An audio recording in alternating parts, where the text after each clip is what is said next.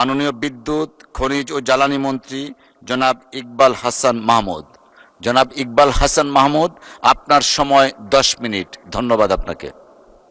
মাননীয় স্পিকার, আমার বক্তব্য শুরু করার আগেই আমি আমার মাননীয় বিরোধী দলের নেতাকে অভিনন্দন জানাতে চাই।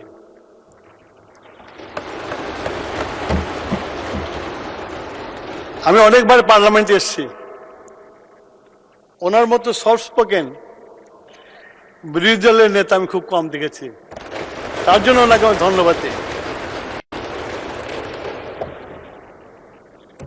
উনি এখানে অনেক জিনিসের অবতারণা করেছেন।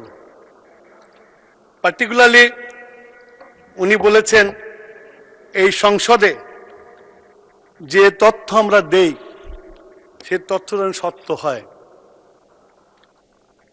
আমি মাননীয় বিরোধী দলের নেতাকে বলতে চাই, এই হাউজে এসে সংসদ সদস্য হিসাবে যে শপথ নিয়েছি এবং মন্ত্রী হিসাবে যে শপথ নিয়েছি, সেই শপথের স্পিরিটেই এখানে কোনো বিভ্রান্তকর তথ্য দেওয়ার সুযোগ নাই। তাই আবারও আপনাদেরকে একটা পরিসংখ্যান দিতে চাই। আমার সহকর্মী স্বরাষ্ট্রমন্ত্রী যে কথাটা বলে গেছে যে এটাকে সংকট আমরা বলতে চাই না, আসলে এটা সংকট না, এটা একটা আর্টিফিশিয়াল সংকট। তার কারণ আমি আপনাকে এক্সপ্লেন করছি।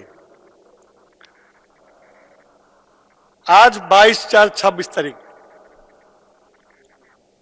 আমাদের ডিজেলের মজুদ আছে 1,32,071 টন, অক্টিনের মজুদ আছে 25,423 টন, পেট্রোলের মজুদ আছে 18,440 টন, জেট ফুয়েলের মজুদ আছে 19,439 টন, মেরিন ফুয়েলের মজুদ আছে 1,026 টন, ফায়ার অয়েলের মজুদ আছে 62,533 টন। মাননীয় স্পিকার, এটা হলো আমাদের আজকের মজুদ। আমরা ওনাদের ওখান থেকে বলা হয়েছে যে আমরা অপ্রতুল তেল দিচ্ছি। মাননীয় স্পিকার, আমি বিরোধী দলের নেতাকে অবগত করতে চাই, 2025 সালে ডিজেল ছিল দেওয়া হতো 313 টন, আর 2026 সালে আমরা দিয়েছি 467 টন। এখন ডিফারেন্স দেখেন, 154 টন। তার অর্থ আমরা 25 সালের থেকে 26 সালে এই মুহূর্তে অনেক বেশি দিয়েছি, প্রায় 37.5% বেশি আমরা সাপ্লাই করতেছি। তেমনি আমি যদি আপনার পেট্রোলে যাই, সেখানেও প্রায় আমরা 33.6% বেশি দিয়েছি। যদি আমরা অক্সিজেনে যাই, সেখানেও আমরা 26% বেশি দিয়েছি।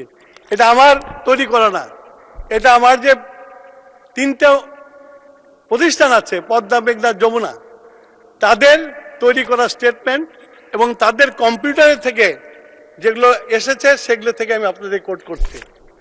সুতরাং এইখানে যে আপনারা লাইনটা দেখছেন, এই লাইনটাকে আমি ন্যাচারাল লাইন বলি না, এটা আর্টিফিশিয়াল লাইন। এখন এটাকে ষড়যন্ত্র হতে পারে। এই যে দীর্ঘ লাইন আপনি দেখেছেন, আমার বাড়ি 2টা পেট্রোল পাম্পের উল্টো দিকে, আসাদ গেটের প্রথম বাড়িটা আমার। এবং সেখানেই লাইনটা থাকে আপনার। এবং সেই লাইনে আমার অভিজ্ঞতা যেটা, কারোর মধ্যে ক্লান্তি নাই, তার তেল নিচ্ছে। আর আপনারা বললেন যে আমরা রেস্ট্রিকশন করে দিয়েছি, আমরা রেস্ট্রিকশন উঠিয়ে দিয়েছি। আজকে যে আপনার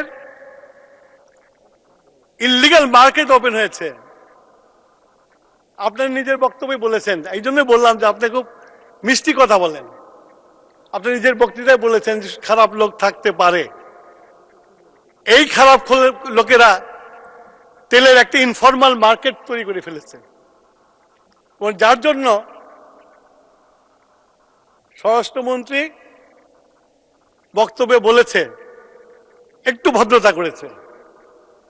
আমি একটু খোলাসা করেই বলি যে আমরা প্রতিদিন সারা বাংলাদেশে বিভিন্ন জায়গায় রেড পরিচালনা করছি।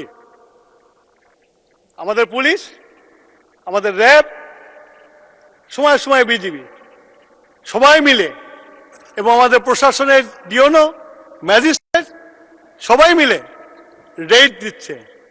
রেড দিয়ে আমরা কিন্তু লক্ষ লক্ষ টন তেল উদ্ধার করেছি এবং বাজারে ছেড়েছি আমরা। সুতরাং আমরা যে মেজার নেই এটা ঠিক কথা না, আমরা নিচ্ছি, প্রতিদিন নিচ্ছি। এবং আমরা, আমার মন্ত্রণালয় প্রতিদিন সকালবেলা ডিসিএসপির সাথে বৈঠক করে, তাদের কাছে রিপোর্ট নেয়, সেইটাকে বিশ্লেষণ করে আমরা আবার নেক্সট ডিসিশনটা দেই। এটা প্রত্যেক দিন হয়। আমরা চেষ্টা করছি, কিন্তু আপনাদেরকে যে আপনারা যে লাইনটা দেখে এসছেন, যাদের বক্তব্য শুনে এসছেন, আমার মনে হয় এদের বক্তব্য, সবার বক্তব্য এক না। হচ্ছেটা কি? হলো যারা অসৎ উদ্দেশ্য নিয়ে লাইন করেছে, যারা আসলেই নিডি, তাদের ভিড়ে তারা তেল পাচ্ছে না, এবং তারা ফোর্স হচ্ছে ইনফরমাল মার্কেটে যাওয়ার জন্য, তেল কেনার জন্য। যার ফলে আপনারা এটাকে ক্রাইসিস বলছেন, কিন্তু এটা ক্রাইসিস না। এর আগেই স্বরাষ্ট্রমন্ত্রী বলেছে যে আপনারা এই যে ক্রাইসিসটা যেটা আছে, আমি যেটা বলছি লাইনের যে ক্রাইসিসটা আছে, আসুন আমরা একসাথে জনমত সৃষ্টি করি, যেন এরকম অসৎ উদ্দেশ্য নিয়ে জনগণের টাকা দিয়ে আমরা বিলিয়ন ডলারের তেল নিয়ে আসছি, এই তেল দিয়ে অসাধু ব্যবসা করার জন্য নয়, এই তেল দিয়ে জনগণকে কমফোর্ট দেওয়ার জন্য। আমরা সবাই মিলে চেষ্টা করি, দেখবেন আমরা মিলে সবাই যদি নামি এটাতে নিয়ে পজিটিভ উদ্দেশ্য নিয়ে যদি আমি মনে করি এই লাইন থাকবে না, এই লাইন অনেক ছোট হয়ে যাবে। এই অ্যাপিল আপনাদের কাছে আমি করছি। আর 2 নম্বর, আপনারা দাম বাড়ানো নিয়ে কথা বলেছেন। আমরা সরকার, আমি ধন্যবাদ দেই আমার মাননীয় প্রধানমন্ত্রীকে, উনি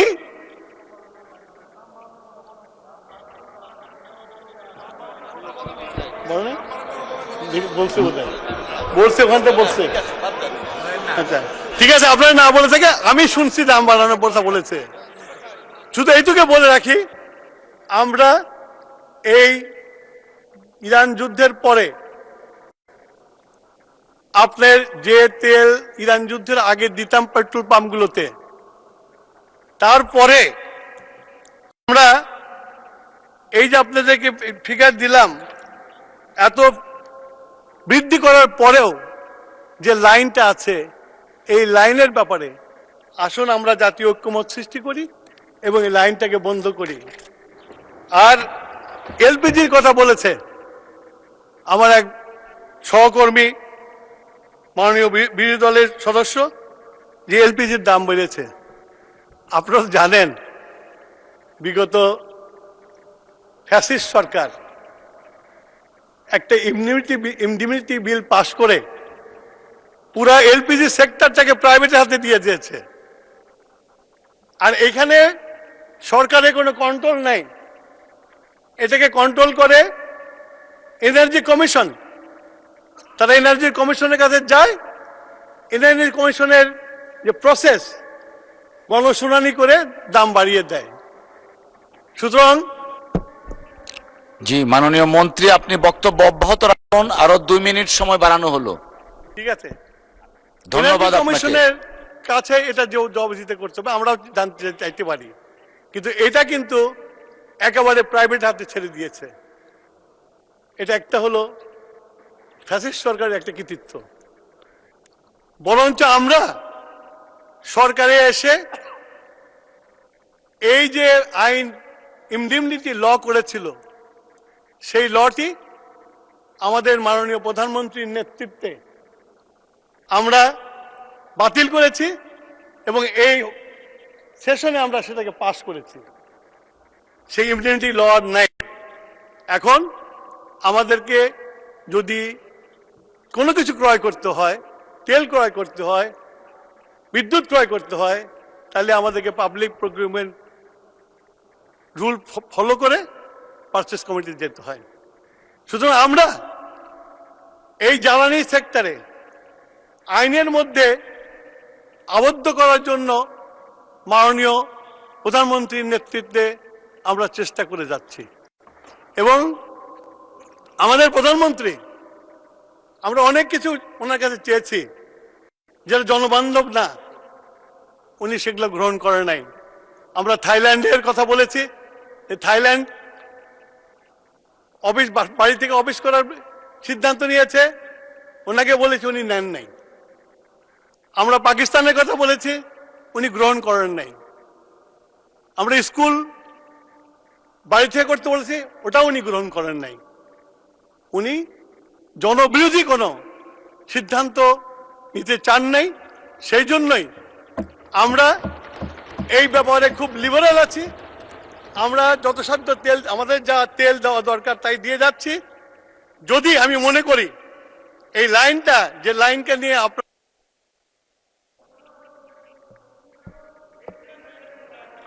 ধন্যবাদ।